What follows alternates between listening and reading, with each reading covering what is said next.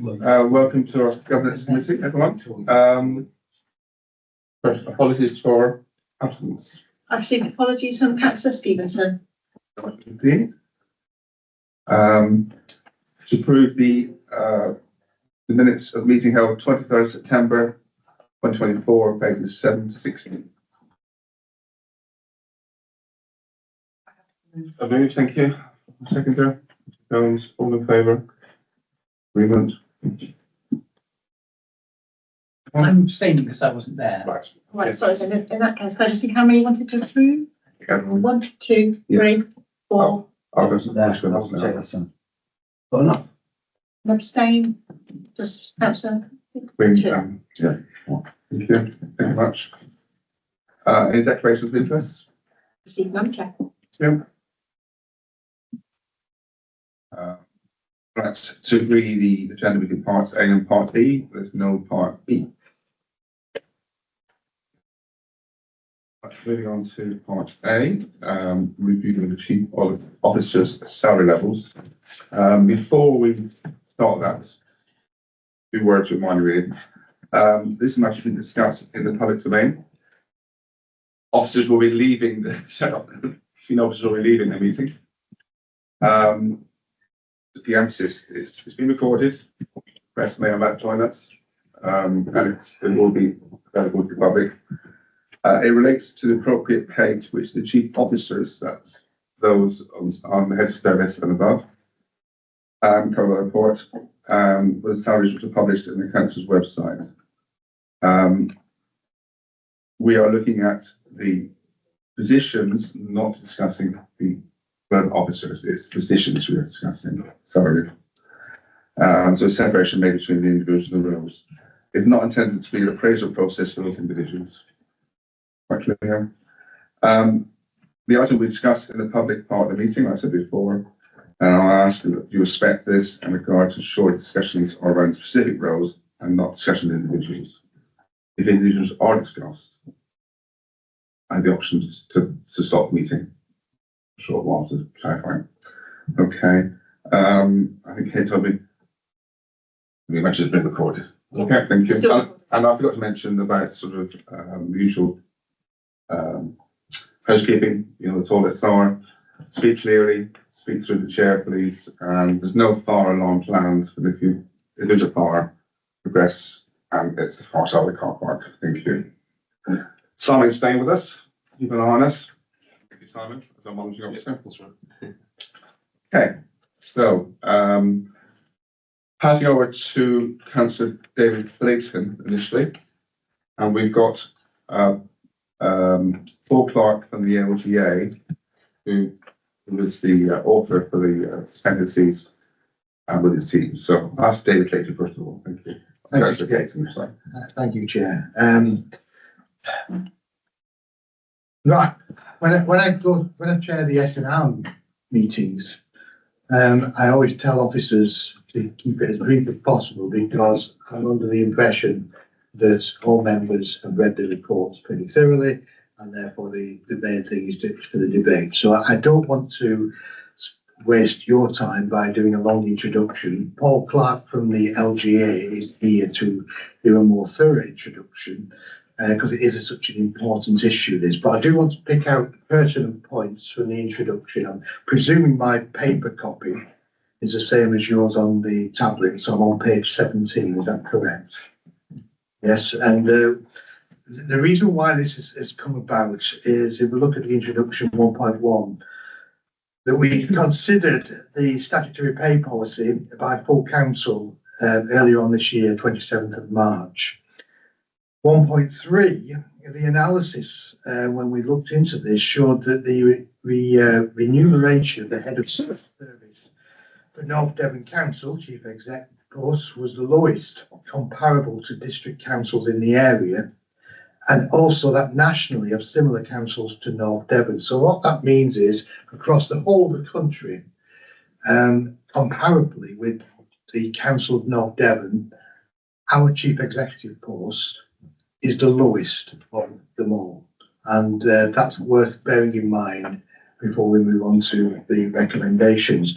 And what that means, of course, in 1.4, is that the statutory pay policy that we agreed at full council, which included a policy statement that salary levels will be consistent with similar organisations which aim to pay according to the median average salaries. Now, based upon that policy that we've adopted, the policy wording is therefore inconsistent with our actual situation and the pay that we pay our chief executive.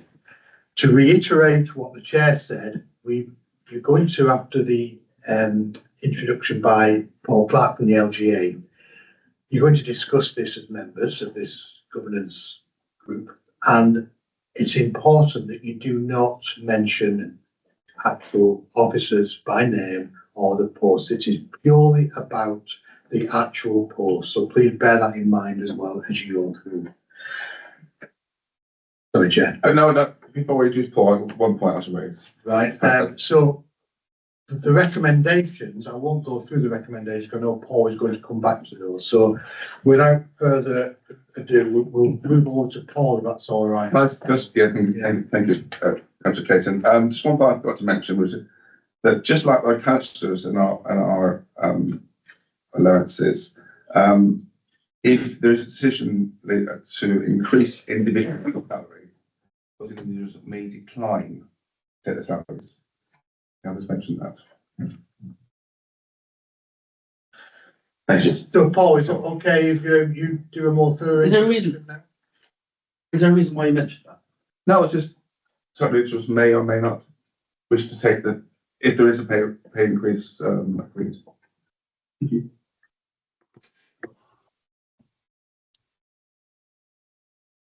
Paul, here it is. Yeah, lovely. Thank you, leader, and nice to see everybody, and thank you for inviting me to join the meeting. My name's Paul Clark. I'm the principal advisor for the local People association in South West. I'm pleased to be able to join you because this briefing you will have seen was first done in May 2024, and we had a little issue of a general election that precluded us from bringing this to members earlier than we have done now. I'm also really pleased to bring this to you because in the last year we've supported 3 other local authorities amongst the Devon districts in a similar bit of work, and at least one other of the Devon districts has had an active review of its senior officer salaries in the last year. So it's a good thing to be regularly reviewing the rewards that you're giving to your senior officers. Really important. Doubly important because pay can be quite an emotive subject, as the leader and the chair have referenced in their statements. So I think it's really important to stick to the facts and stick to the reality. You haven't reviewed the pay of your chief exec in 2019, and it shows. So let's have a little look about what we did in the briefing. As the leader said, we compared your pay arrangements against your statistical neighbours, which the Chartered Institute of Public Finance and Accountancy come up with, and your actual near neighbours within Devon. And as I've described to you, that these figures were accurate till May 24. As we know, we have had a pay increase in local government this year round. So I think it'd be a fairly simple thing to update this paper. And actually, one of the near neighbours, which was going through a review at the time, which is Exeter, isn't included that. So I think I was keen to let the leader and chair know that we'd be more than happy to update this paper to reflect current arrangements. But let's deal with what we've got. As the leaders pointed out, it clearly demonstrates, especially in relation to your chief exec post, that you're a significant outlier. If you were to look at the Appendix 1, which shows you comparison against the your SIPFA statistical neighbours, and if you were to hold to your pay policy arrangements, which is to go for a median arrangements, then you will see what you're paying your current chief exec, and at the bottom of that table, and I would exclude South Holland because that's an outlier as well, but the average pay for against your sit for near neighbours is 122,000, and when you look at Appendix 2 for Devon, the average pay is 121,000. So it's really important that you review your pay arrangements.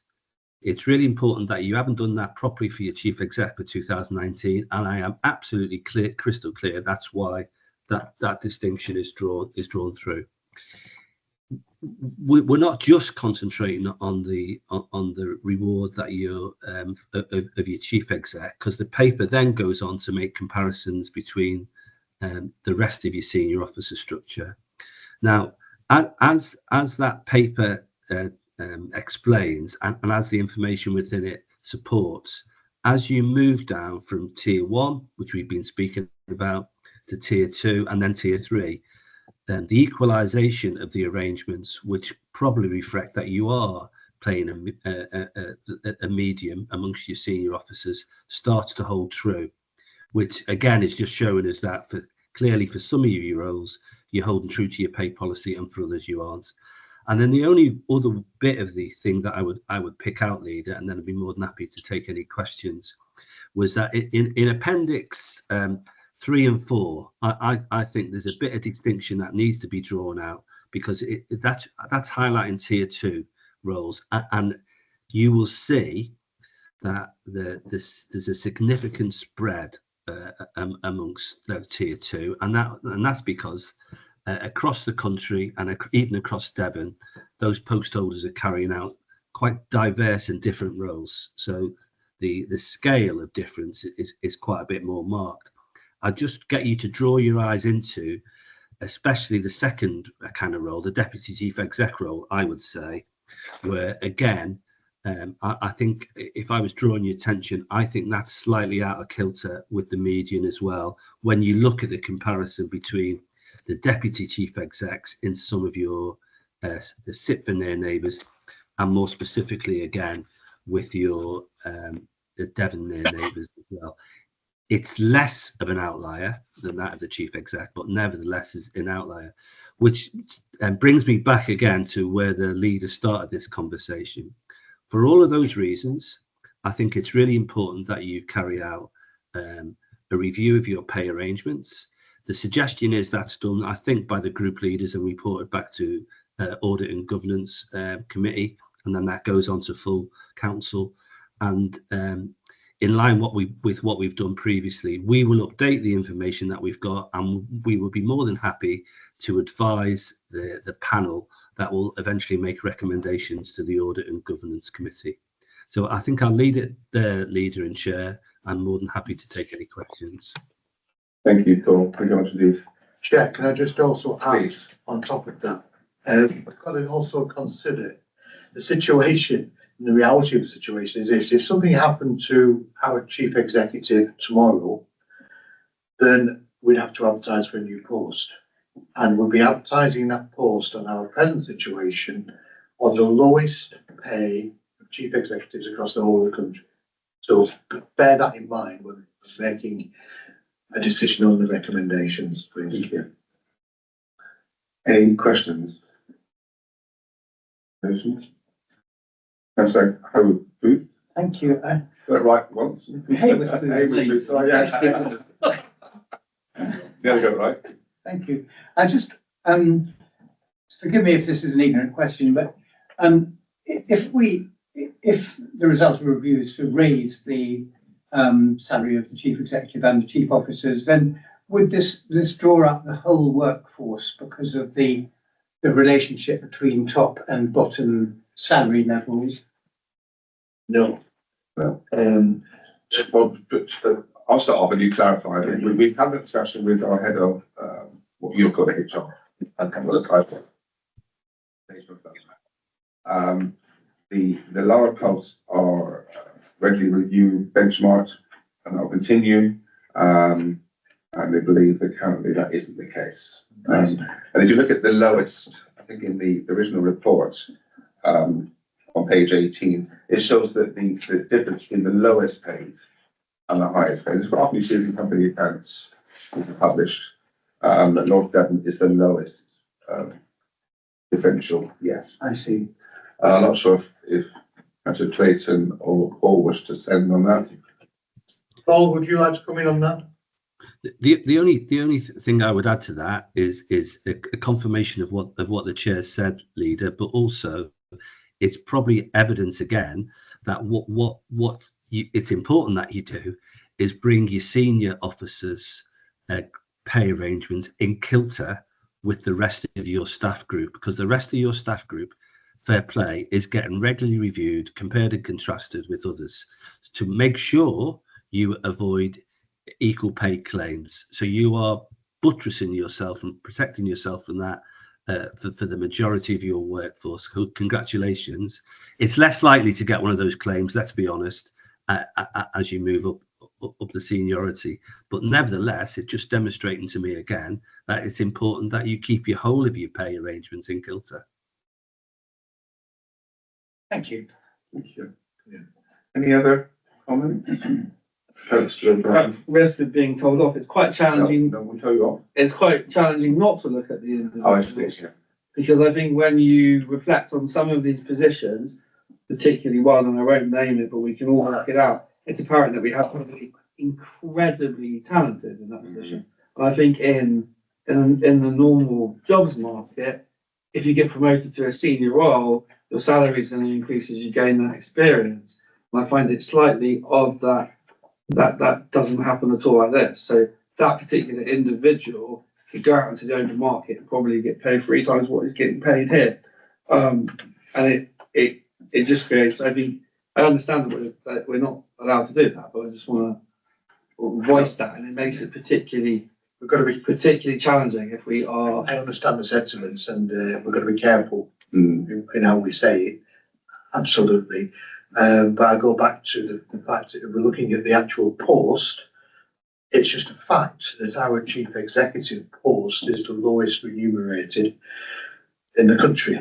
And that is an anomaly that sticks out like a sore thumb, really. And the fact that we haven't actually reviewed that since 2019 is wrong. And we need to lance the boil, shall we say, here, and we need to sort it one way or another. Either we are happy with that situation, in which case, when the recommendations come up, we just say no, we don't want to look into this any further, or we then give governance the ability to go away and come up with recommendations based on based on the evidence they find.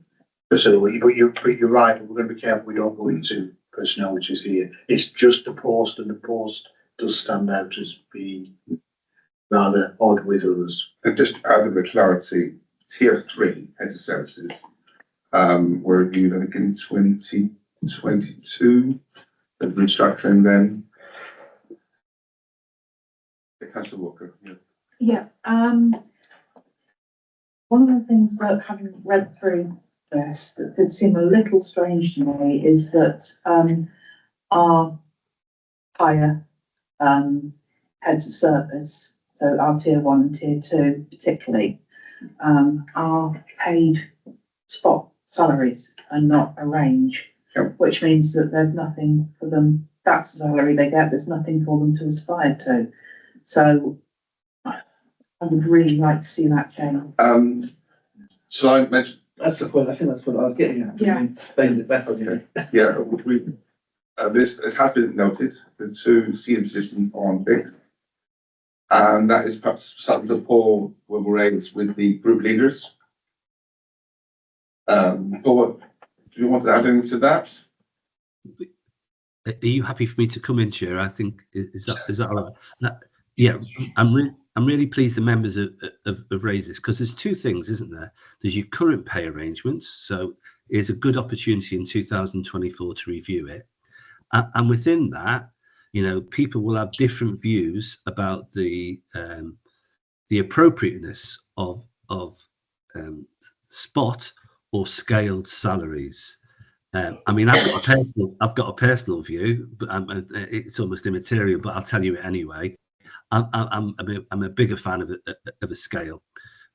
maybe for some of the reasons that the members have expressed. But nevertheless, that's for members to decide, because there's pros and cons to both of it. But this does give you an opportunity to do two things: look at your existing review and pay policy, look at the importance or otherwise of having spot or salary grades, and again making sure you underpin that through equality impact assessments when you do that work. And then finally, looking to see how you can modernise your overall approach to senior management in terms of the associated issues to do with appraisal, development and reward, and making sure all of those things in kilter. So you've got a really good opportunity, albeit you haven't done this for 5 years for your senior officer post. You've got a great opportunity now to get this right and do the right thing and put all of those things in kilter so they talk to each other properly. Thank you, Paul. Any other comments? If not, perhaps we'll go back to Clayton. Should go revisit The recommendations on point 2.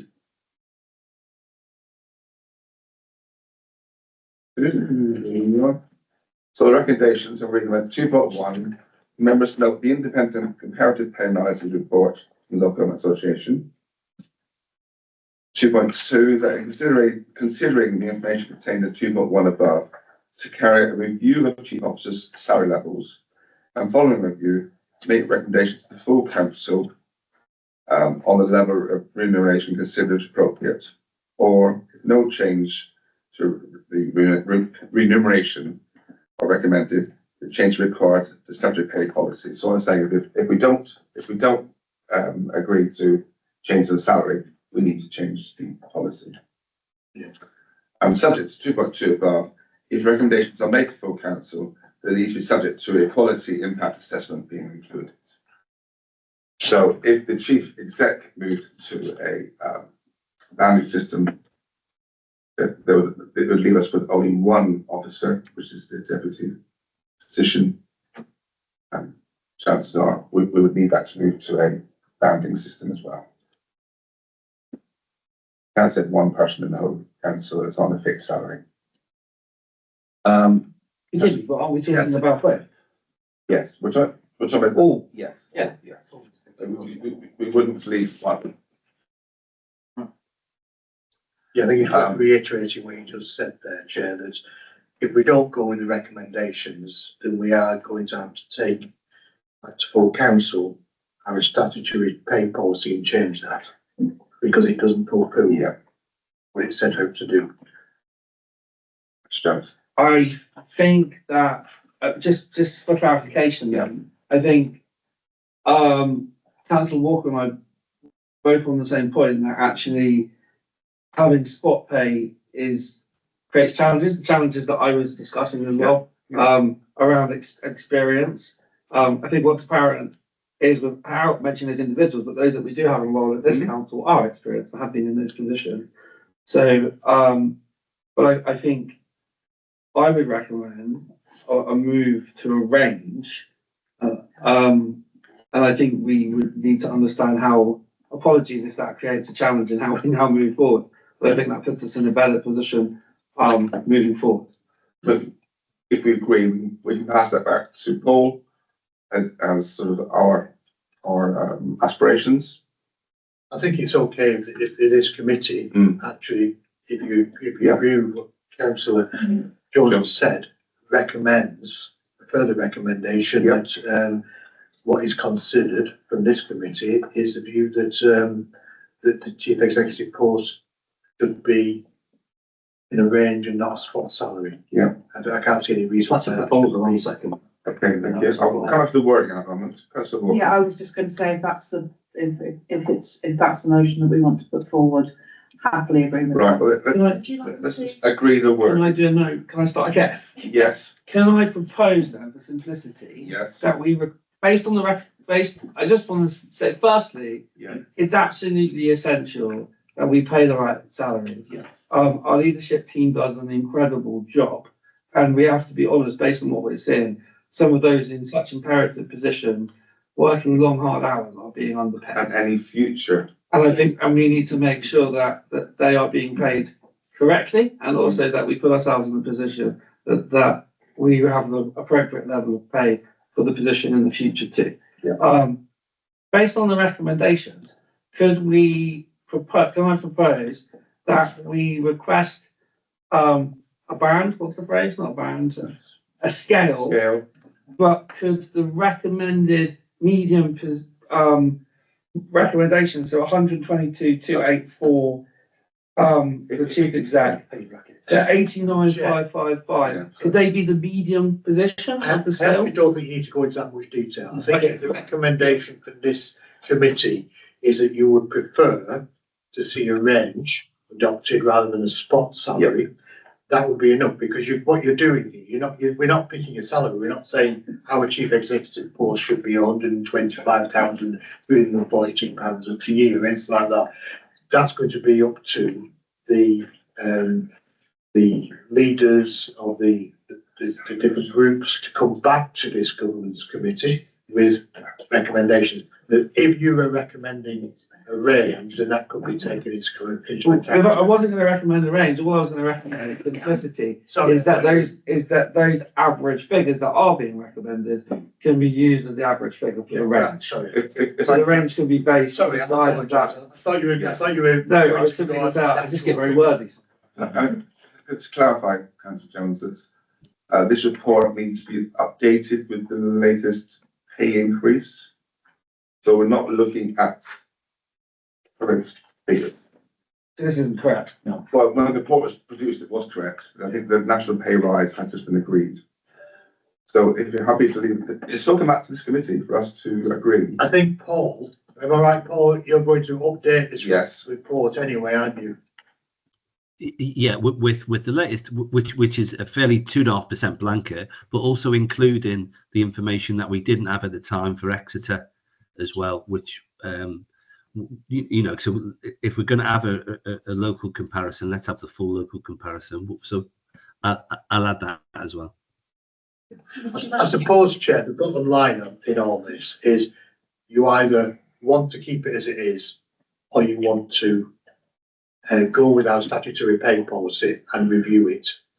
That's the bottom line. And then if the review can take in all kinds of recommendations, all ideas, and then it will come back to this committee. So you're going to have another Yeah, bite. we've got a proposer to agree the recommendations subject to an alteration. Would you, Keynes has drafted. Yeah, so the recommendation is to go with a range based around the averages, the average which is being proposed, albeit that remains sensible when the new figures are added. can I just check through? Was this purely for the post of chief Like for executive? all positions. Or for both of, for the senior roles we're discussing today? So I was going to suggest that what we say is that the recommendations as per 2.1, 2.2 and 2.3 are proposed, with the addition Yeah. of 2.4, that a salary scale or range be created for the senior posts. And I don't know whether you want me to go into more specific details about averages, or should we leave it at that to start with? For those that haven't got the positions that That have. have got ranges that are currently, did you call it, sorry, a spot salary? Yes, What, is that, are you okay with that? yeah, and we're already looking at the average medium salary range, so that's, it gives Paul got a brief. In short, we're taking the recommendation. Yes. I've just noted down slightly different wording. Okay. I've just said, tiers 1 and 2 posts should be on a scale basis. Appropriate remuneration should be within and recommended to full council. This should be subject to the equality impact assessment.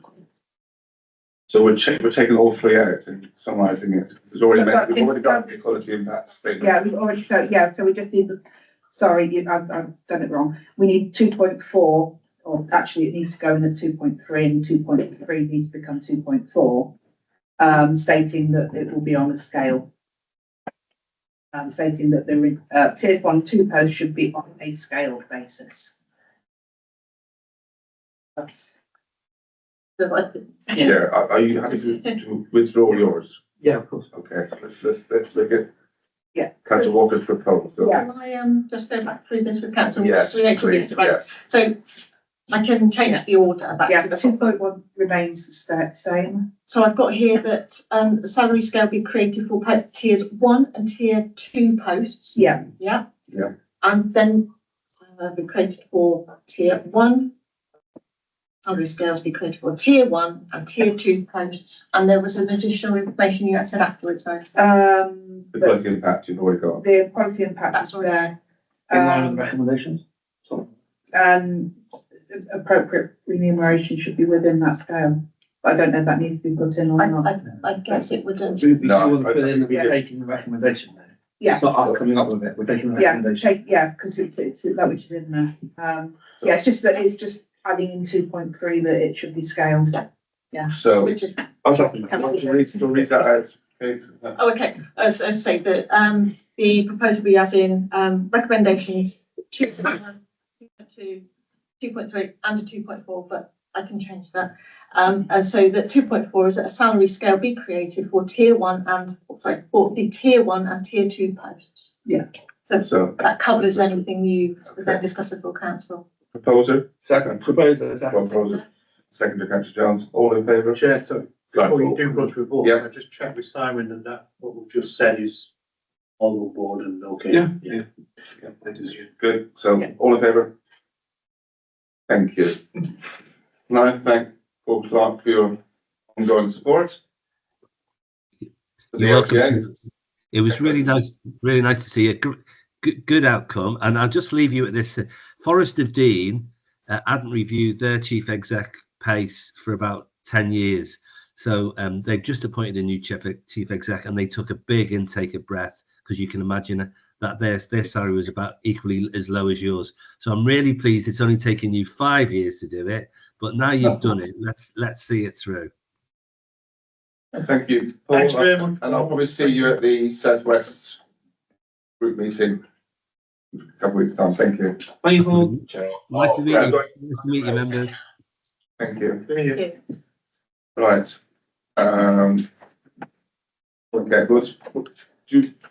you're going to come up with it. We're just going to get the officers that left the room. Thank you everyone for that.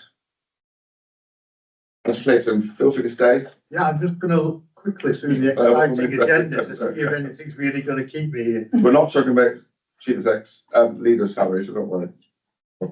Allow it, please. Chair, the leader gets a salary, gets. Allow it, yes, I think so. Yeah, I think you convinced me. You don't mind.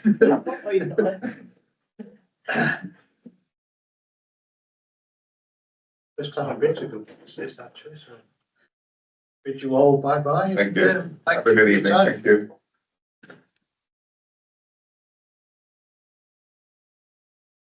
Officially adjourning for 5 minutes. Yeah. John's here now, I think they're here now, yeah.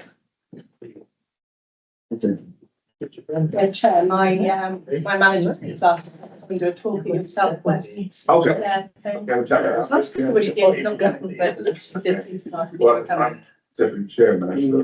Yeah. For my sins. Right,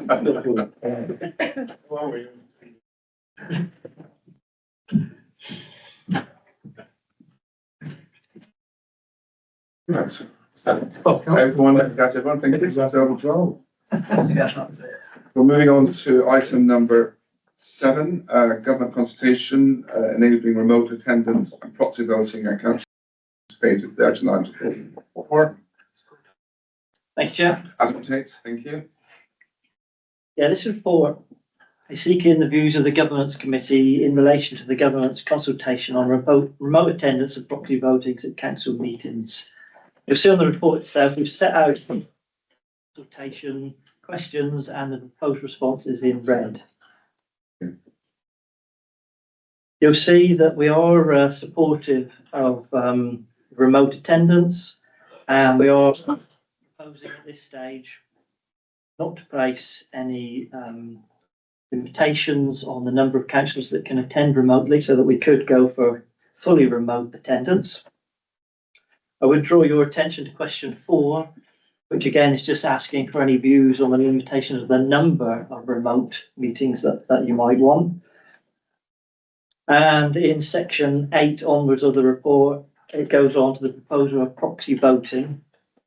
And you'll see from that we're actually not, well, the proposal is that we're not supportive of the proxy voting, because the sort of core principle rule is that members should turn up to a committee meeting open-minded and to view the reports rather than having made that decision on how you want to vote before that you can. But like I say, it's very much over to members to Thank you. give their feedback, and we'll feed that into the response as well, Chair. So this is a attempt to interpret what you think our answers would be.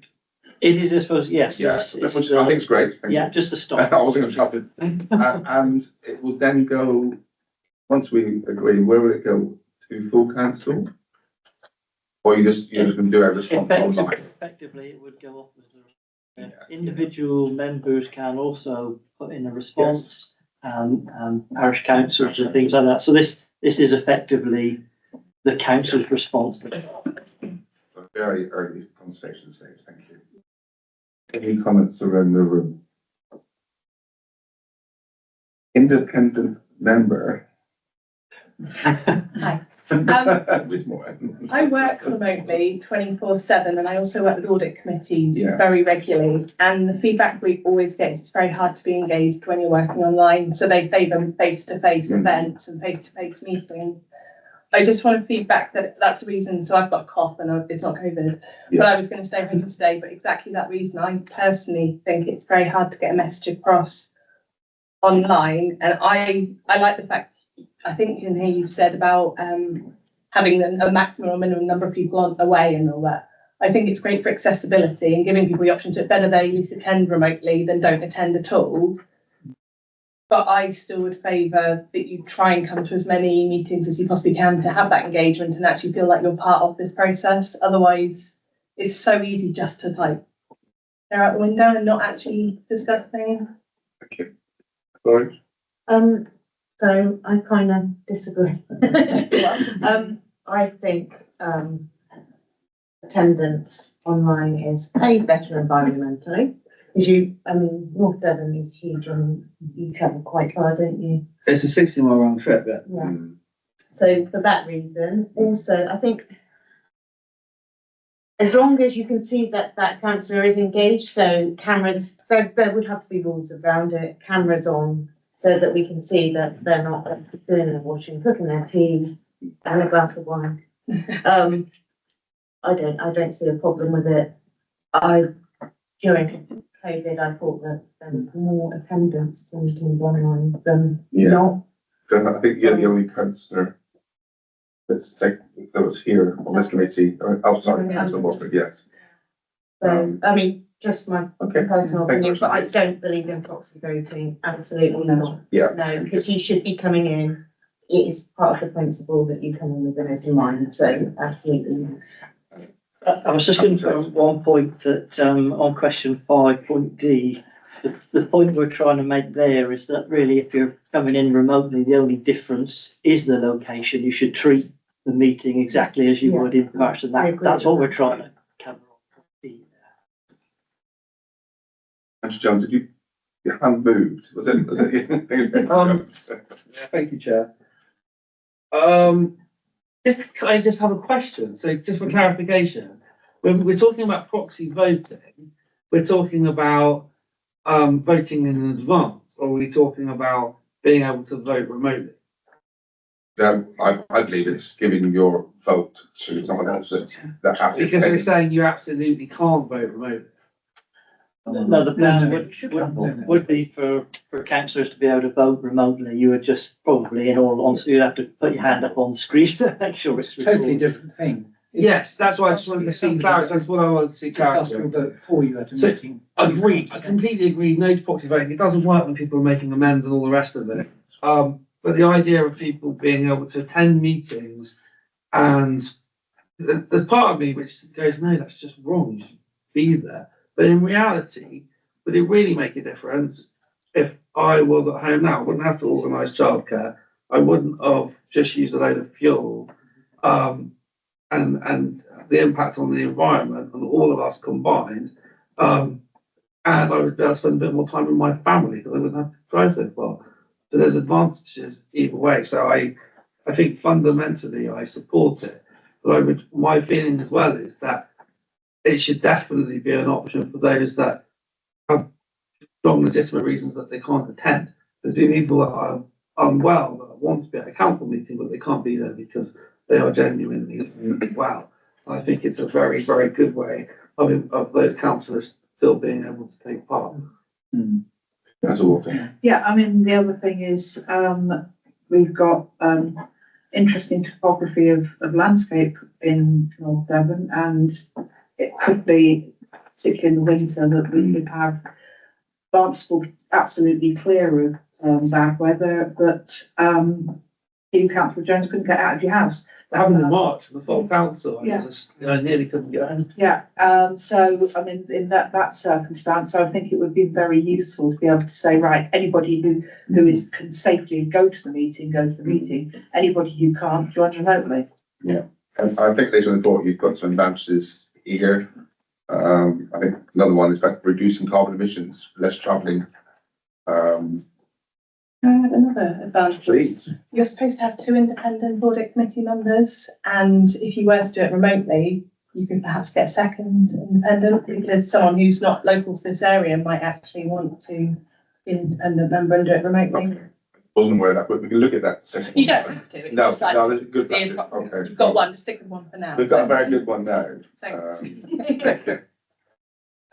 Mr. Trigg, were you wanting to say something? Yeah, no, it's just to come back on the point I say, so we don't have to have 2, but like you say, there's good practice out there in terms of opening up that to further independent members. And it was really just to come back on Councillor Orange's point that as we saw through the pandemic, where we were holding some of the remote meetings, the attendance and engagement was actually often far better than some of the face-to-face meetings as well, because in terms of that volume of people that could attend. So there are those wider advantages. And just to go back to that point on proxy voting, is saying members would be able to vote remotely, but obviously the proxy vote recommendation is that obviously we wouldn't pass that on to somebody else to do that vote for you.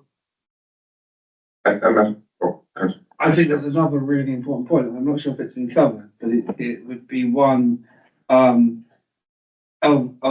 making it the whole process more accessible in terms of those that are actually working would never be able to join the strategy and resource committee meeting during the day. Whereas actually, if you want to join sections of it and you're working from home, it's much easier to bow out for an hour lunch break, put it where you need to, attend part of a meeting, than the whole process of a 3-hour trip to spend an hour's meeting, plus the travel journey and all the rest of it. I think we would actually be able to get more people involved. We'd probably be able to attract a broader range of councillors as well.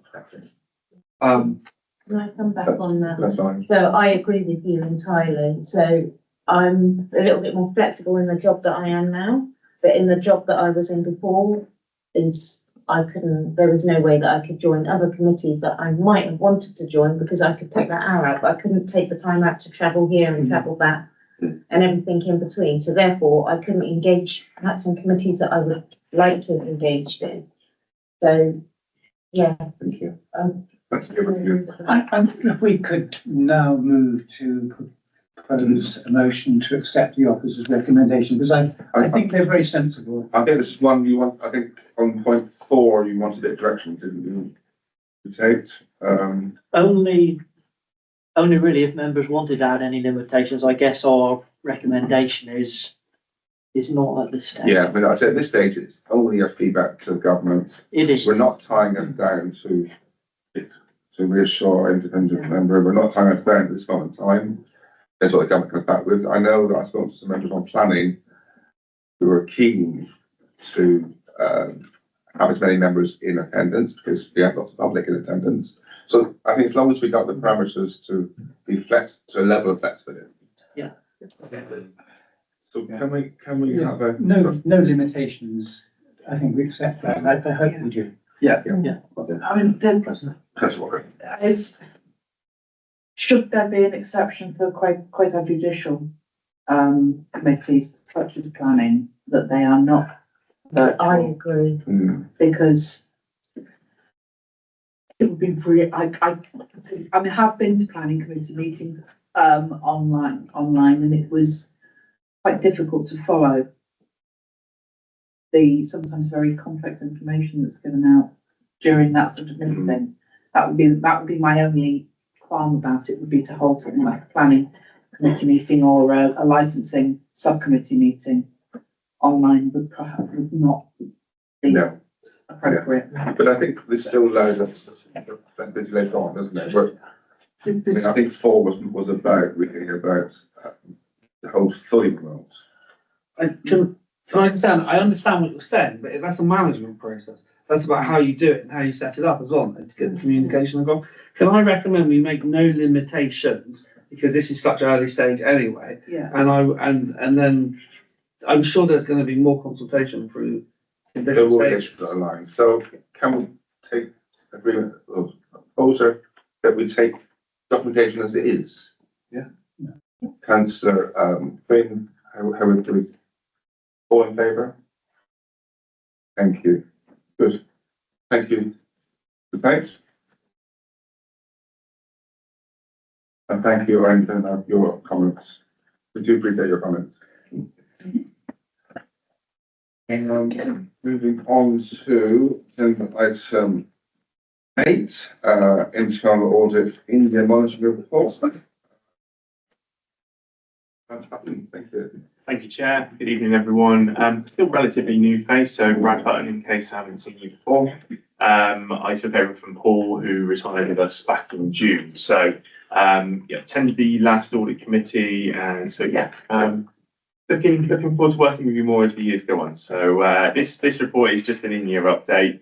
So we're looking at obviously updates really since the last audit governance committee back in September, of which we have issued actually now 7 reports for the year, but 3 since that last update.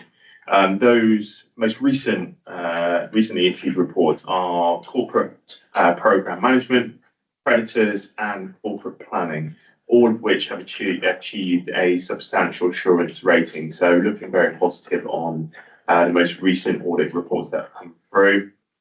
In addition, we have commenced work on lots of different areas, actually, controls and the security of the artefacts and assets at North Devon's museum, procurement, CCTV, regeneration projects, council tax, customer service centre, emergency planning and business continuity, and just recently debtors, which is one that we're working alongside officers with. So we are looking at sort of page 47 onwards. If I concentrate on page 48, actually, this is your high-level internal audit plan. So what we do here is we split the plan across the different areas of focus there, and then obviously list the audits underneath them that we are planning to take place. And then page 49 is the same plan, but progress against that. So what we're looking at essentially is the outcomes so far. So those marked in that slightly darker green colour represent your substantial assurance. Slightly lighter greens are reasonable assurance, and yellow is in progress. You see no limited, no assurance, which is of course very positive, and the majority that we're seeing come through at the moment are of substantial assurance. So the progress against the plan is very positive. We're progressing well.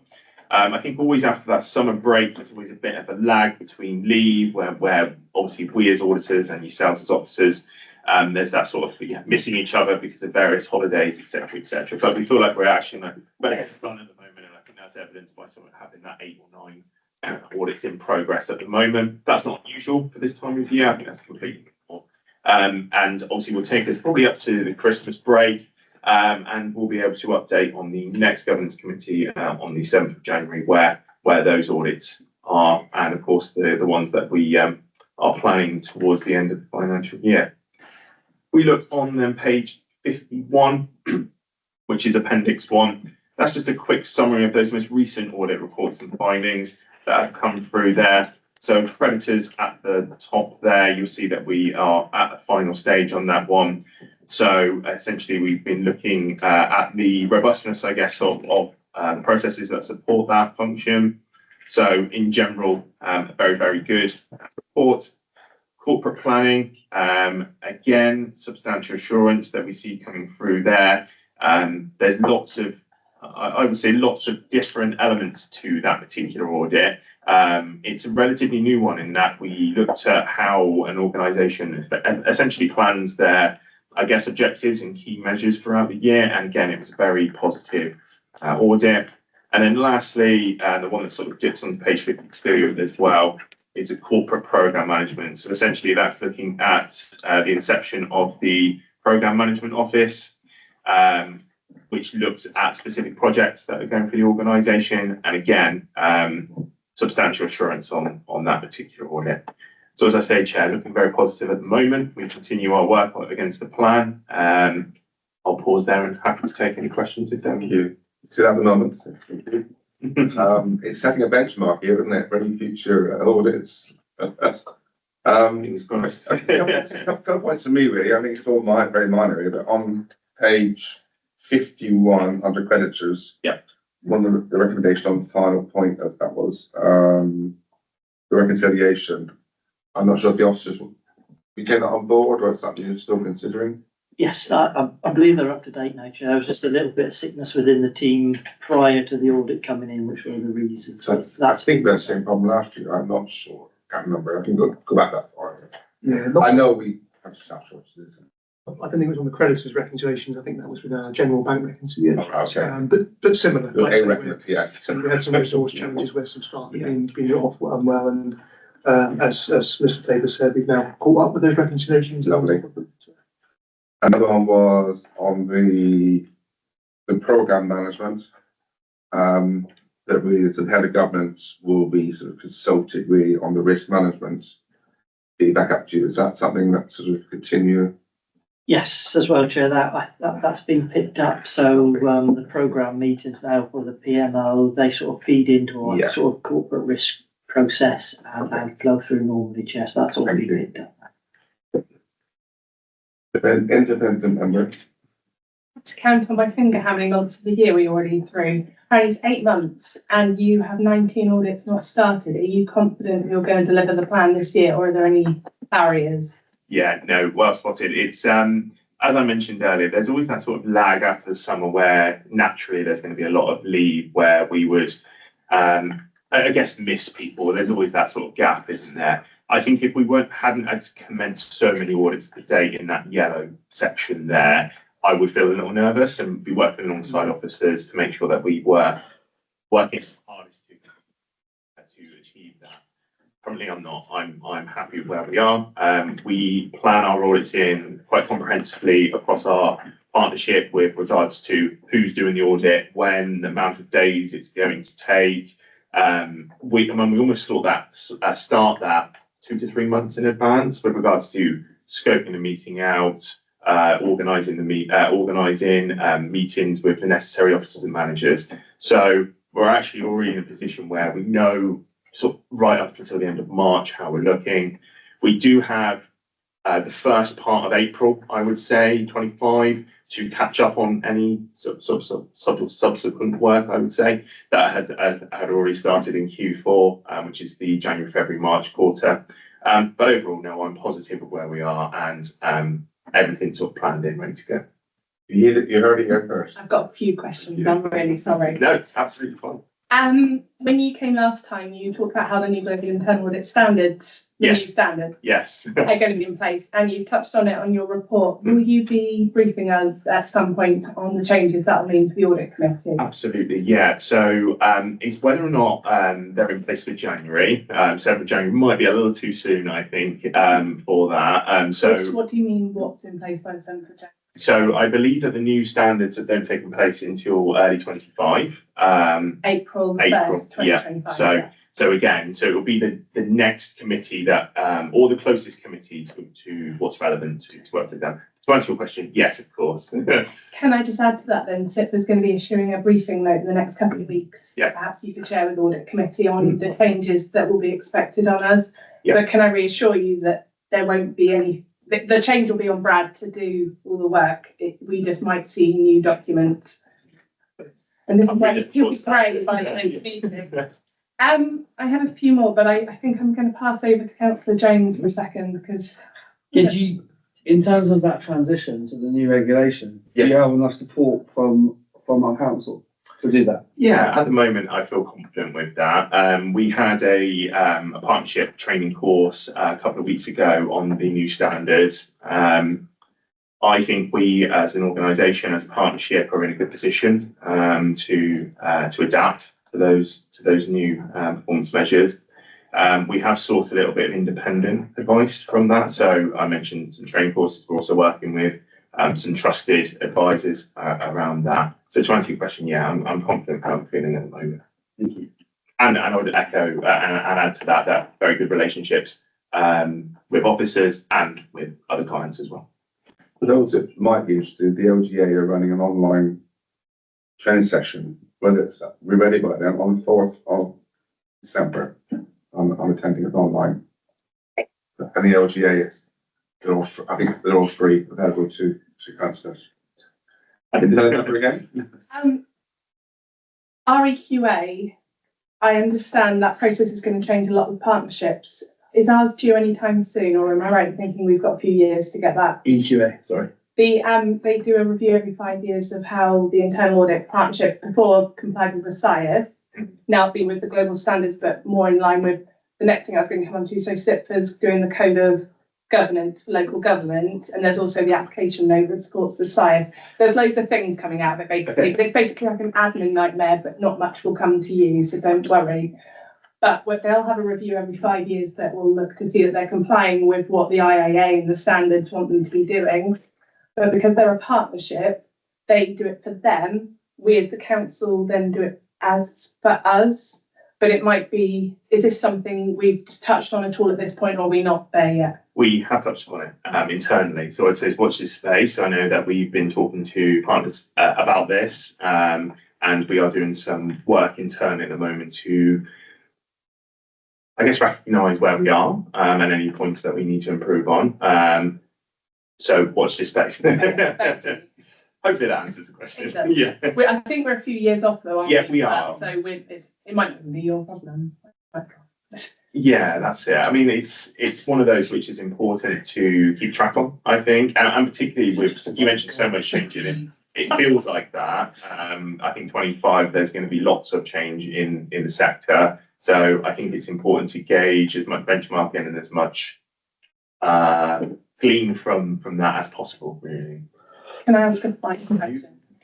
Have you got involved with the SIPFA consultation on the code of governance on behalf of the audit committee? Because I noticed it's not in the audit report for us to discuss the consultation. I know a lot of authorities have been taking it to their audit committee to reply to. Not that I'm aware of at the moment, but I will confirm that point. Thank you. I understand you had your audit of the PSIAS, and that went well, a couple of observations. Yes, that's right. I was into part of that process. I'm not sure you did all your clients. Yes. Yeah. It went well, I'm sure I helped. It didn't go too well. Maybe that's my comment. Of course, Chair. No, my comments were always very complimentary. Thank you. Thank you. Any other comments on? Yeah. Walker? This is just an observation from some recent contact I had with the creditors department, funnily enough. And just to say that the query that I had was answered extremely quickly, extremely thoroughly, and followed up by another member of staff in a different department who was also involved in the situation. It was very, very quick. So we just note this report. Thank you. Can I thank Brad Patton for your contribution? I'll have your team, colleagues involved, or you take all the credit yourself? I don't know. Yeah. That's fine. Can I equally thank the 3 teams that were involved and the work they've done? Yeah. Thank you, Chair. We always get very good engagement and communication with our colleagues. So thank you. So internally, but we've got an intended member now that will be challenging more than before. Sorry, I had to ask. Thank you, Chair. Thank you. I think that's great. We welcome that, Chair, because there's a lot of updates coming. Yes. There's a lot of that will go through Brad and his team. Yeah. We also sit on the Devon Audit Partnership Management Board, so again, we will input into that conversation with Brad and his managers as well. And similarly, we've been interviewed as part of that PSIS You assessment weren't as well. yeah. So again, we fed into that process, but we welcome the updates and challenge that our independent member brings, because there's a wealth of knowledge that she has as part of her work with SIPFA, and again, that strengthens the governance arrangement we have. But no, keep bringing that, because that strengthens this relationship we've got with government members as well. Yes, thank you. It's fully welcome. Yeah, don't apologise or hold back or feel embarrassed. Just go for it. Yeah, please. This is just the start. Give it a couple of years. Okay. So moving on then to item 9, external audit completion report. And we've got Alex online. Want you, Alex? Hi, Can you Chair. hear me? Yeah, can you hear me? Yes. Good, excellent. So I have a few apologies to make right at the start of the meeting. One was apologies for Charlie and I not coming to the last audit committee. He assumed I was coming and I assumed he was coming, so I do apologise for that. He's not here tonight because he's actually got another audit committee that he's attending, and unfortunately I couldn't attend in person because I had mandatory training which didn't finish till gone 4 or 5 o'clock this evening, so there's just no way I could hot foot it to North Devon, so apologies. Normally I'd prefer to do this in person. So you've got 2 reports from us tonight. The first is what we call the audit completion report.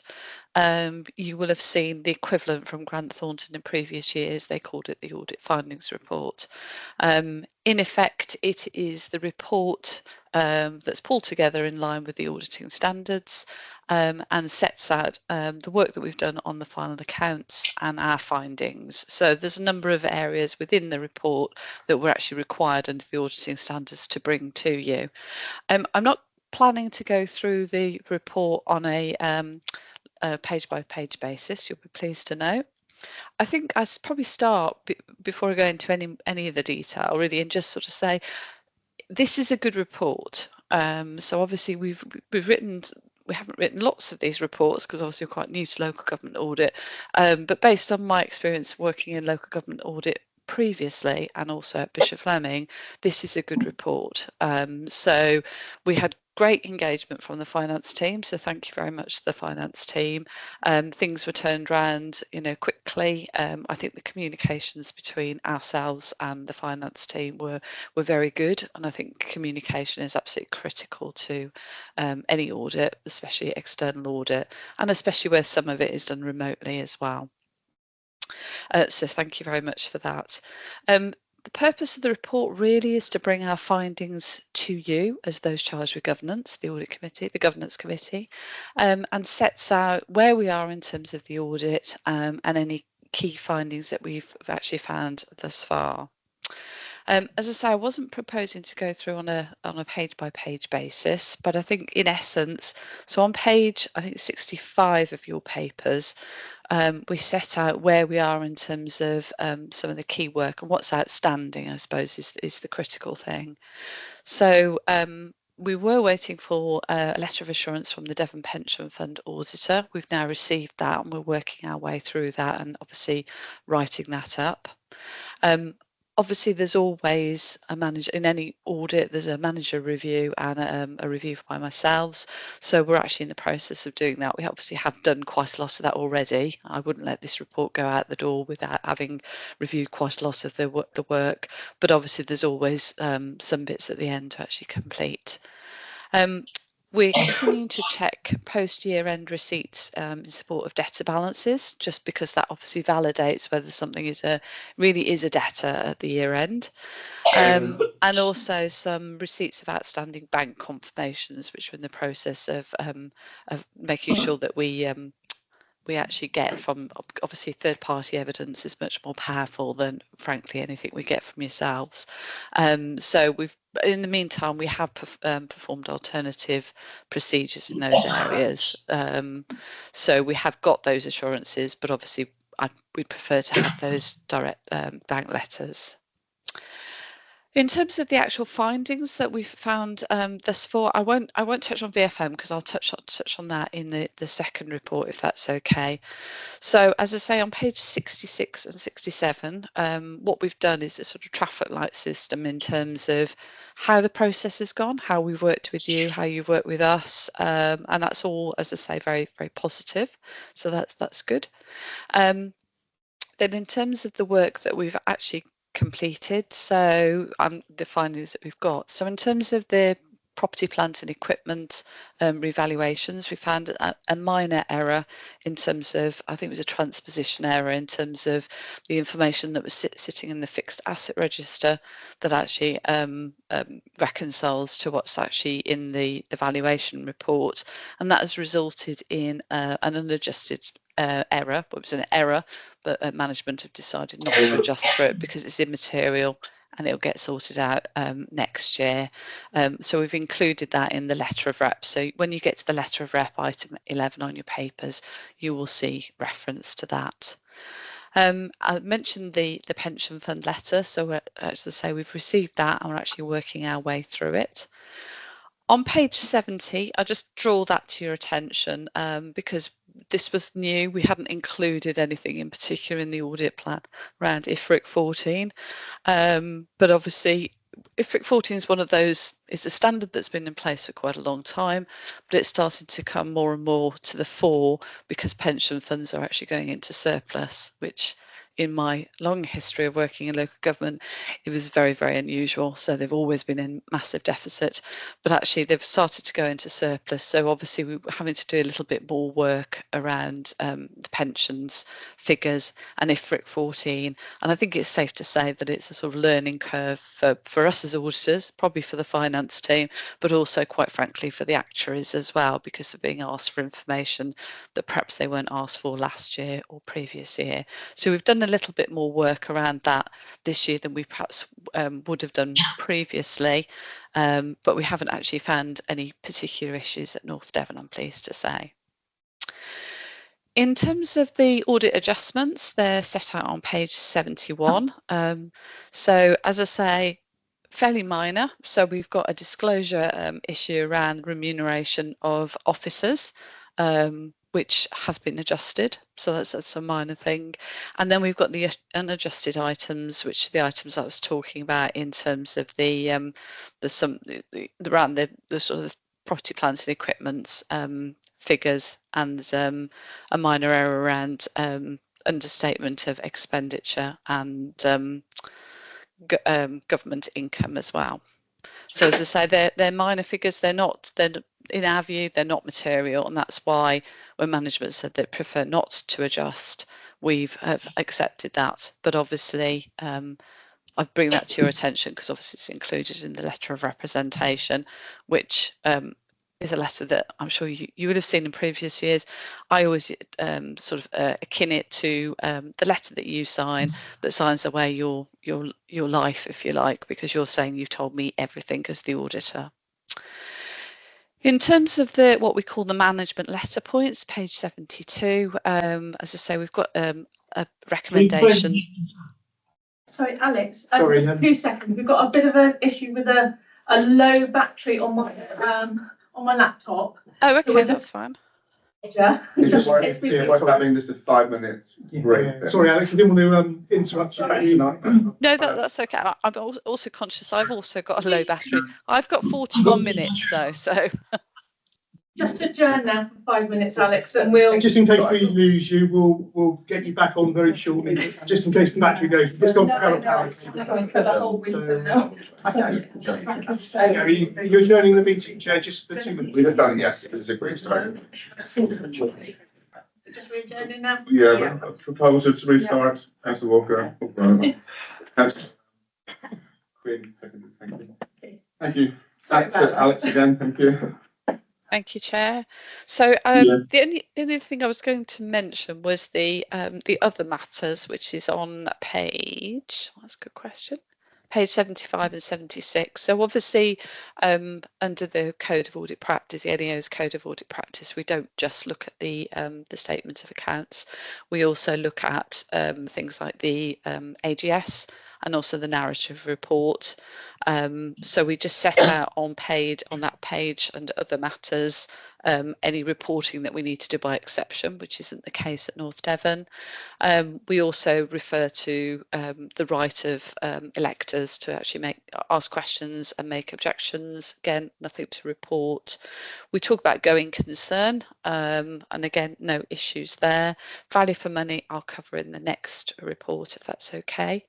Whole of government accounts, so that's a return that we have to do to the NEO as part of our work around whole of government accounts. You're below the threshold, so that work is quite minimal, but it is another return that we have to do, and we will do that alongside issuing the opinion. On page 76, I refer to the audit certificate. When we wrote this report, we assumed that we would be able to issue the certificate along with the opinion. Unfortunately, we've now been advised that that won't be the case this year, and that's because there is a possibility that the NEO may come back and ask us to do some more work around the whole of government accounts, and they won't be able to confirm that until probably early next year at the earliest. So I will have to hold the certificate open at least for for a while. That's not unusual. I'm sure it's probably happened to you in previous years, perhaps where the VFM work has been delayed or anything, something like that. Audit fees, always an interesting one. So obviously we've set out what the scale fee was as set by PSAA, and we've added in a couple of additional fees. One is around the auditing standards ISA 315. So we set that out in our plan as to the likelihood is we would have to do additional work, and that's to meet the requirements of ISA 315, and that's for all audited entities. So it's not specific to North Devon, it's work that we have to do everywhere. Just a revision in the auditing standards, predominantly actually focused on IT controls, so we had to do a bit more work around that than perhaps we would have done in previous years. And the other area that I've set out is we've added a small additional fee around IFRIC 14, because that was additional work that we had to do this year that probably you wouldn't have seen in previous years from your auditors. So we've added those in. Clearly, both of those will all go to PSAA in the normal way for approval before we'll actually bill you. And that's all I was going to say, but I'm more than happy to take any questions. Right, battery, have you got that on, Ali? You got plenty of battery life? I've got, let's have a look. Yeah. I've got 34 minutes according to this. Oh, independent memory. Apologies if you covered this when I went out to choke in the corridor. Obviously the backstop's a huge issue at the moment, and I'm not clear from the report, I'm assuming you haven't signed off the accounts. Are you likely to meet the 28th of February deadline for all of Yes, yeah, definitely, yes. Thank you. Question, thank you. Any other questions, folks? Oh, please, no. This is more for my own personal interest. I did audit committee because I wanted to be immersed in the process. The annual governance statement review you did as part of the additional notes and the notes to the accounts. Can I just ask what it is you look at in the annual governance statement? Because I know you said we have nothing to report in this respect, but what sort of things are you looking to? Because I'm currently looking to update the SIP for Solace, and I'm just more interested really. I thought everyone else might enjoy the story too. Okay. So basically what I suppose we're looking at two things. One is we're looking at, does it comply with the SIP for Solace guidance? And actually, does it contain the things we would anticipate it actually should contain? And the other thing we do is a sort of almost like a reality check. So, does it tell us what we know about the council? So, if for example, we know that the council's got particular issues around, perhaps have been flagged by internal audit, or particular issues around cyber control or something like that, but there's no reference to that in the AGS, we would be challenging that and sort of saying, well, actually, this doesn't quite accord with what we know about the council. Have you thought about, this? Does it read across to the risk register and that sort of thing? So that's pretty much what we do. That's 10 out of 10. Thank you very much. I appreciate that. Any question numbers? No? That's a question to Mr. Trick, really. It's sort of glance at my iPad, and this is already documented in the full council's agenda. Anything, there's not been issued, anything that affects that report? No, not at all, Chair. So the, obviously the process following this evening, excuse me, obviously you've got the next report from Bishop Fleming as well around the value for money, etc.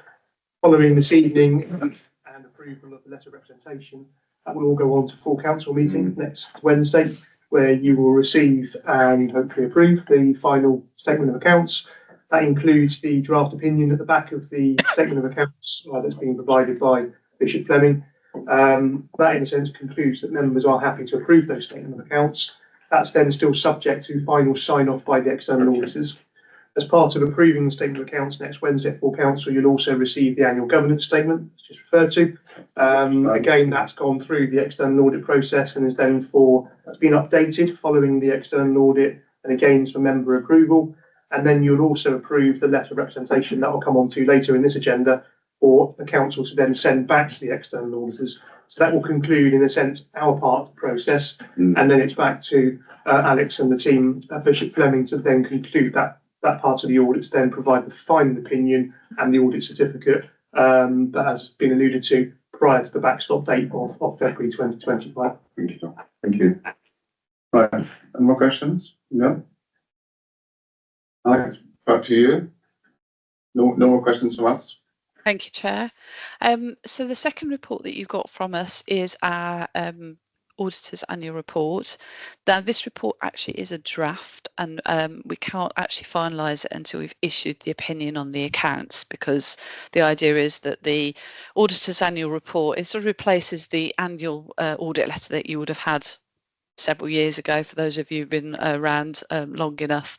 The idea is it brings together everything from the actual audit that we're required to do under the code, including the VFM commentary. So once the opinion has been given, we will be able to update it. It would just be literally a case of adding in dates and things like that. So you will get this as a final version. This report is a public report. The idea is that you put it on your website, unlike perhaps some of the other reports that you get from ourselves, which perhaps are included within committee papers. What I'll focus on mainly in terms of the report is as I say, the VFM commentary, because that's probably the bit that you're perhaps most interested in. So required under the code to look at three particular areas: financial sustainability, governance, and what I call the 3 E's, improving economy, efficiency and effectiveness. And then we look at the arrangements that you've got in place in those 3 areas. So the key thing is it's the arrangements, it's not the outcomes that we're actually looking at. Pleased to say again that this is a positive report. If you looked at the exec summary, you might think, oh gosh, lots of ambers there. But actually the ambers really are largely affected by the fact that we're looking at the arrangements that are in place during the 23-24 financial year.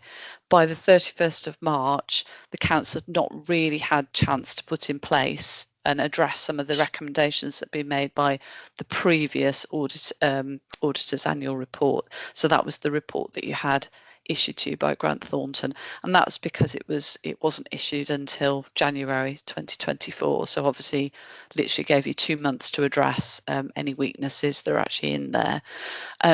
So as I say, a lot of the recommendations we've reiterated flow from that 22-23 report, and that's why looks like there's lots of ambers there. So perhaps you might be thinking, well, that doesn't look too brilliant, but actually I think this is a positive report, and I think it reflects well on the council. And I'm hopeful that when we come back to do this piece of work next year, the recommendations will all be addressed. So actually, hopefully there'll be across the board greens there. So that'll be positive. I wasn't necessarily going to go through each individual area. Probably better if I just take any questions, if there are any, from members. Members? No. Alex and I had a pre-meeting. I felt the report was very positive. No. No questions? Still a good report. Anything else? No? Anything else you want to say, Alex? No, not from my side. As I say, once we've issued the opinion, we'll obviously update it and let officers have a revised version. No, I think it's reassuring the government's arrangements are effective. Done. Yeah, thank you, Chairman. Thank you, Alex. And just to reaffirm to members, obviously there are some improvement recommendations that are shown in section 8, pages 97. Some of those, as Alex alluded to, were recommendations that were made from the last year's audit. There are less improvement recommendations this year than there were last year. So we've addressed a number of those recommendations that came forwards. We've accepted and added our management responses to those recommendations this time round. And again, it's a fair reflection of where the authority is, and really just to add our thanks to Alex and the team in terms of the work that's gone on between both parties. It's been a really positive audit, and hopefully that shows through in the reports that you receive this evening, Chair.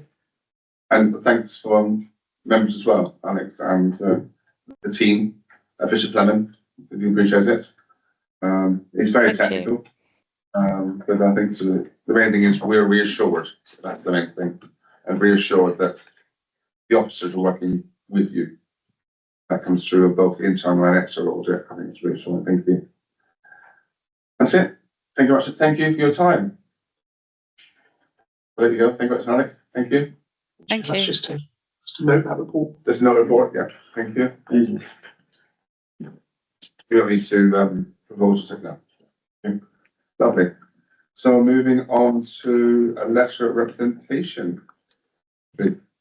Thank you, Chair. So members, this is the, in a sense, the final piece of the jigsaw of the audit process. You've received the draft statement of accounts back at one of your previous meetings. The process of the external audit has now taken place and you've received those reports.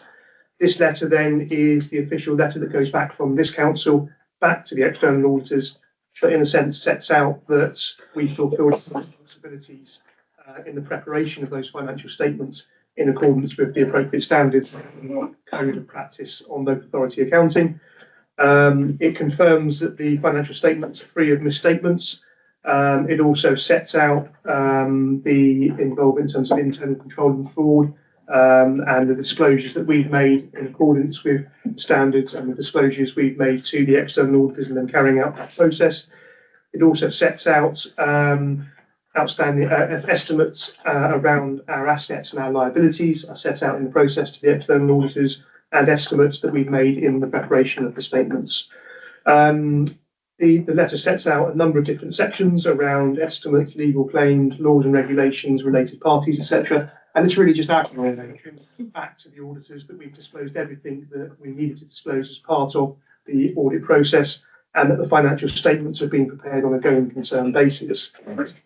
Also confirms back to the auditors that the annual governance statement fairly reflects our risk assurance and governance framework that you've seen previously as seen the draft annual governance statement. You'll also see the final version at full council next Wednesday, and that we're not aware of any significant risks that aren't disclosed in that annual governance report.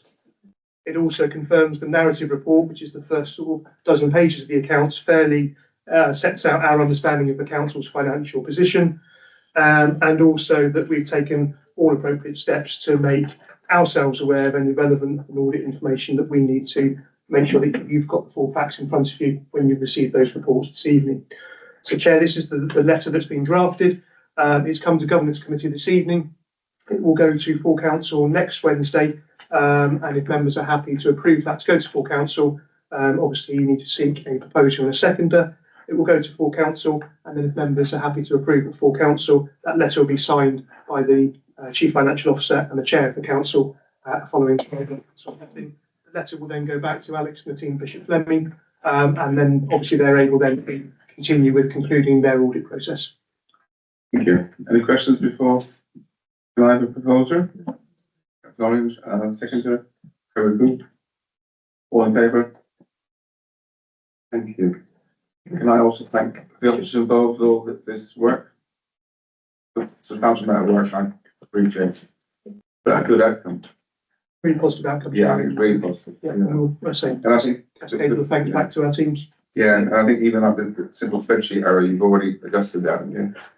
The asset was a Yeah, so the appendix that's set out in the letter, which obviously covers those items that were picked up following the audit. Oh, 7. They're unadjusted, so they're Yes. not adjusted for in the statement of accounts. They're highlighted as part of the audit.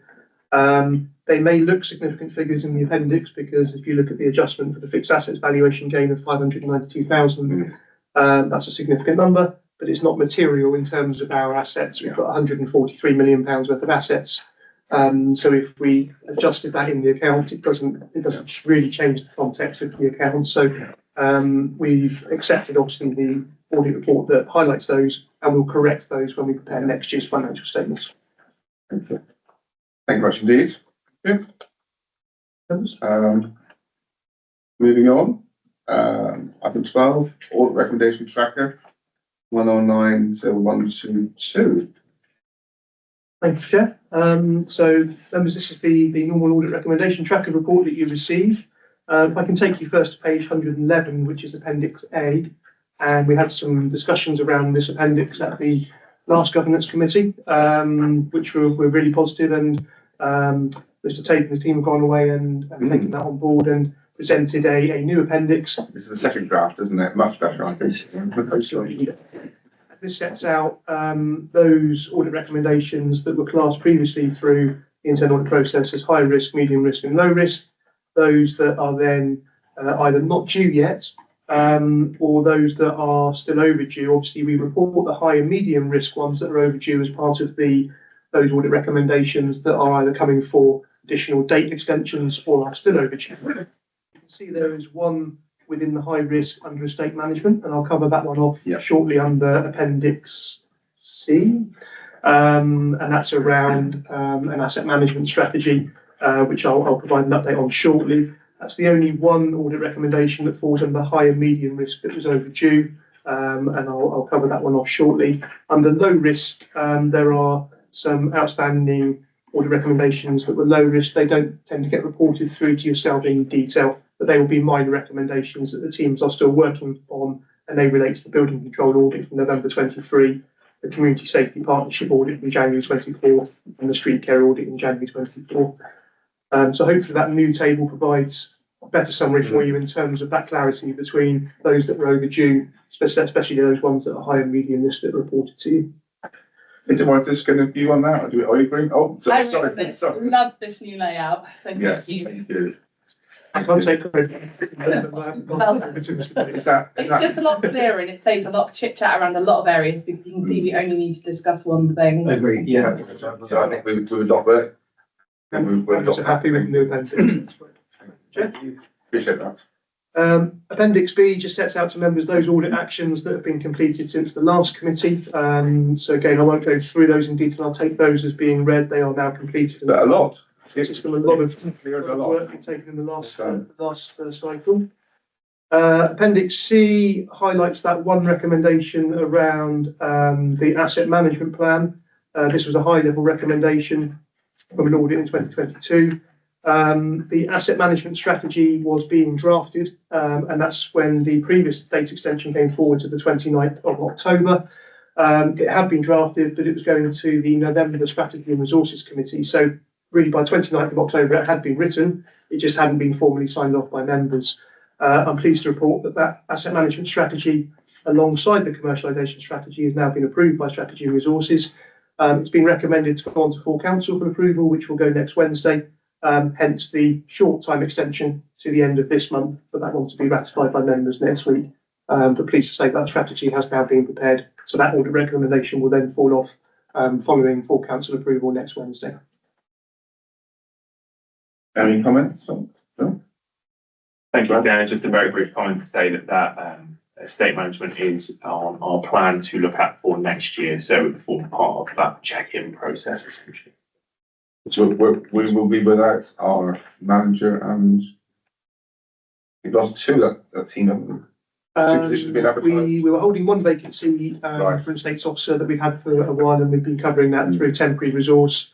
Our property manager sadly left us for a new post, so we've gone out to the market to recruit into both those posts. So we'll let you discuss if you need to push that back with our internal auditor. yeah, I would hope that once we've gone through hopefully recruitment Yeah. by the next time we come to governance committee in January, and hopefully be able to report that we've hopefully filled those posts. The asset management strategy is a high level document. Sitting beneath that will be a delivery plan that the team are working on currently. So that will feed into then the internal audit that takes place, and Brad and the team will obviously be able to then assess against our delivery against that. Thank you. Appendix D then obviously shows any overdue actions. Pleased to report there are none overdue on that appendix, which is positive. And then moving on to Appendix E, these are the annual governance statements, actions that fall out of the review of the annual governance statements. A number of those recommendations and are set out in front of you. Their due dates are either later in the year or 2025. The one AGS03 has been completed, that's September 2024. There is one date extension request on number 4, which is to do with the Procurement Act.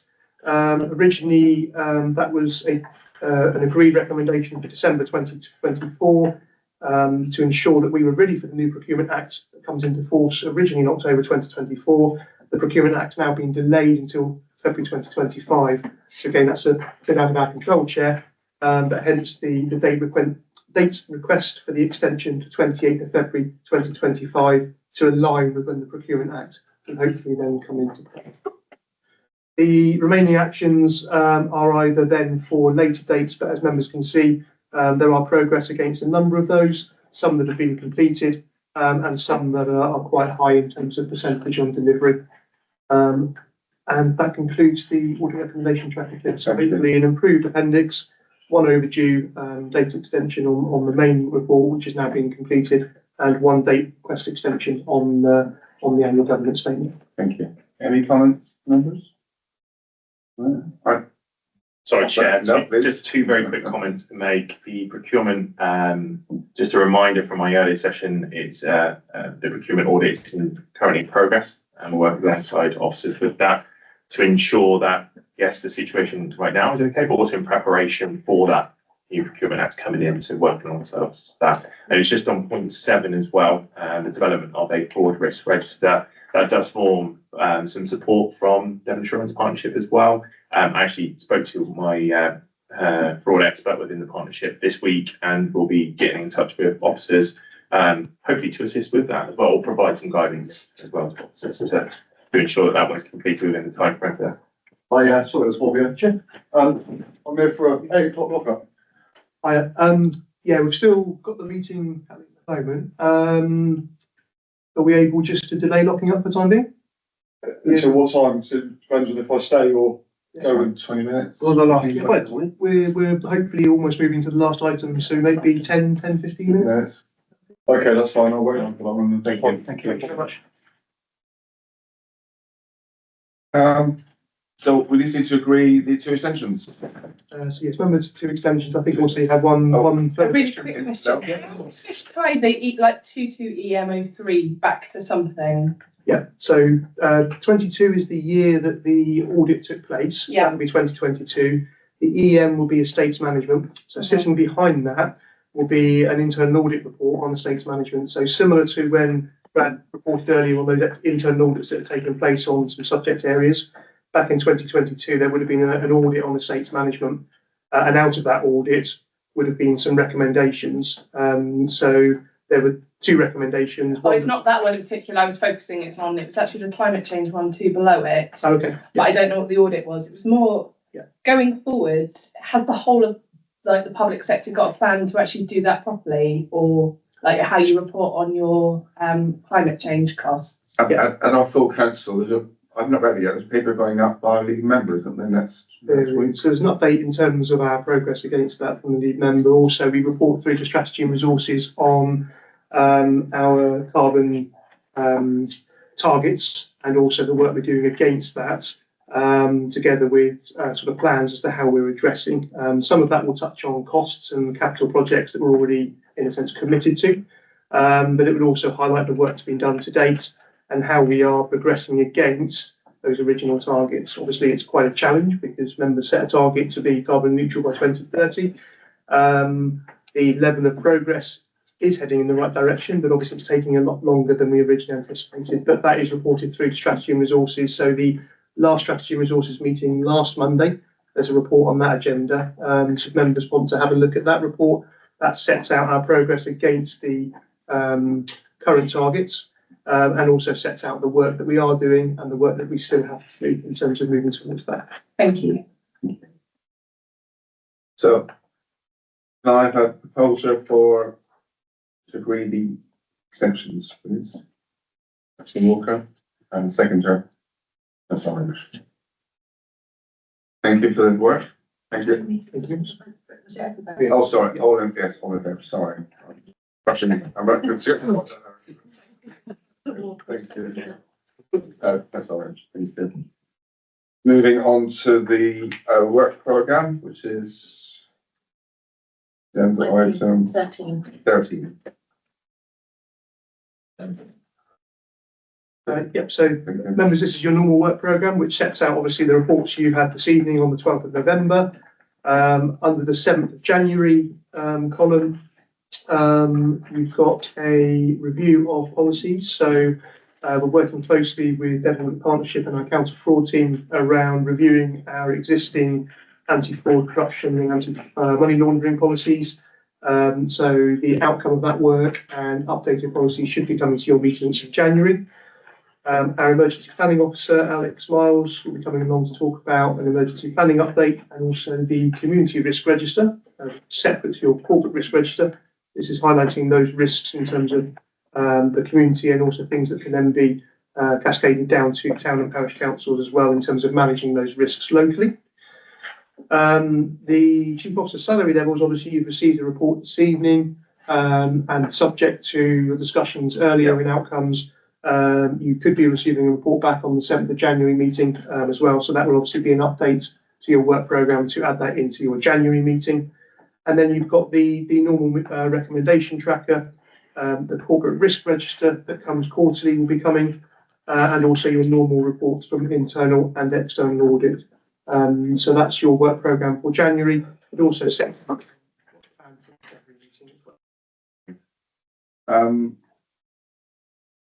there may be gaps next meeting or two, but if anyone's got any thoughts what they'd like us to include in the future, in the past we've looked at areas that are linked to the risk register. You've had housing coming in, but that's sort of looked at a corporate level now. We've had business continuity which is coming back next month. We've had with the IT coming in with the IT risks. The risks, we only, this is one meeting a year we don't discuss the risk register because it's a quarterly report. If you got any now, just email me with any thoughts we consider to include. Because my regular meetings with Mr. Tree. Mr. Jones. Mr. Jones. Based on its risk, a further update on IT would be logical, I think. Right, okay. We'll look at whether there's time gaps in the plan going forward. And I tell a member of having you. That's all. Oh, sorry. If anything you think that we should be considering, please let them know. Yeah, just on that. Obviously, your January meeting is probably lighter than the meetings. Obviously, your March meeting has got a few other reports potentially coming. So you obviously do have emergency planning officer coming to that meeting. If you would like an update on ICT, obviously it does form part of the internal audits as well that we have. But if you would like an update on ICT and the work that's being done, you could have an update to your January meeting. Yeah. Happy to arrange that. We can obviously. Okay, so good. Anything else? I bring the meeting to a close. You can let that report, yeah. Thank you. Oh, not the report, yes. Thank you. Good. Thank you, everyone. Tell me to extend the time of the guy that will